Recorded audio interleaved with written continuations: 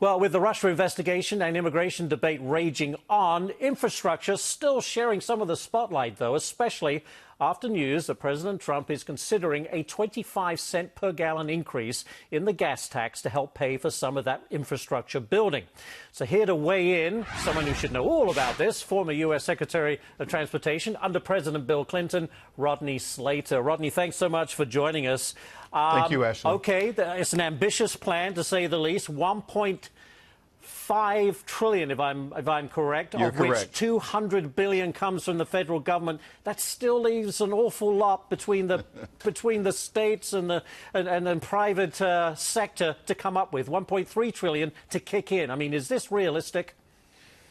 Well, let me just say that anytime transportation is being discussed, that's a good thing. Now, that doesn't mean that you have gotten to the end of the road of actually acting on your pronouncements, your dreams, your hopes, your aspirations. That's the work that has to be done. I think that the administration has spoken. We've been waiting on this proposal, and I think that the Congress is ready to deal with it, dealing with it from its own vantage point as well, its responsibilities as the entity that really takes a measure and makes it law.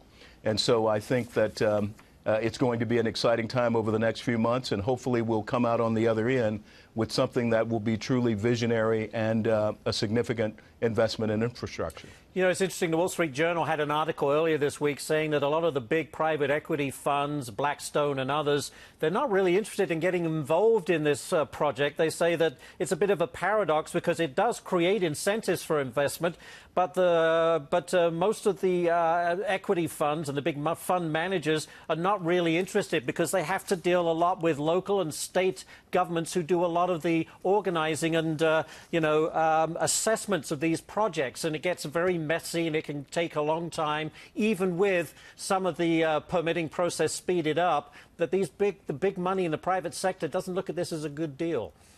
Well, I think, first of all, we've just gotten the proposal this week. I think that it's going to take, again, some action on the part of the Congress to actually speak its mind about what it thinks about what's on the table from the administration and what it might add to it.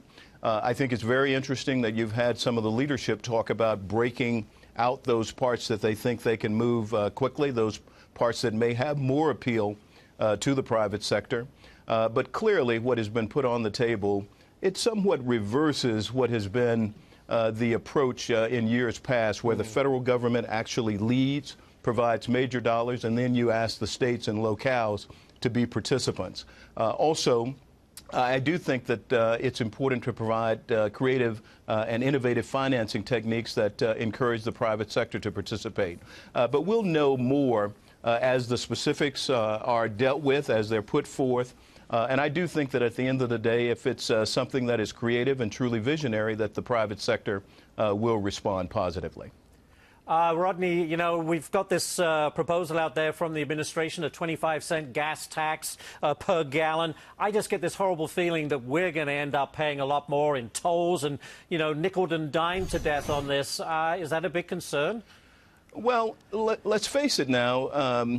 Infrastructure is a major, significant investment. It does cost. But what does our transportation system deliver to us? It is the tie that binds. It gives us access to opportunity. It gives businesses access to markets around the world, not only throughout the country, but again, around the world. Transportation improves our quality of life. So you have to really look at it as an investment. Truly, there will be additional costs, but if that return is significant, then I think at the end of the day, we can say that it was an investment well worth making. You know, the last time the gasoline tax was passed or increased was in 1993. I was a part of the Clinton administration then, heading the Federal Highway Administration. But I have to admit that when it was initially proposed, it was proposed for deficit reduction.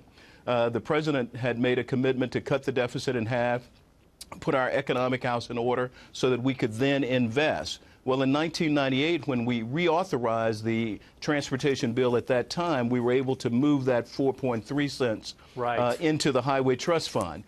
We do need to look at that issue of increasing the gasoline tax, but we have to look at other means of increasing funds as well. But, and again, I think the administration has put something forth. Let's see what the Congress does. Well, your point is well taken, Rodney, and I don't mind paying as long as something is done with LaGuardia, but that's just me personally. Rodney Slater, Rodney, thank you so much. We're out of time, but thank you for taking time to talk to us today. We really appreciate Thank you, it. Ashley. Thank you. A pleasure. Thank you.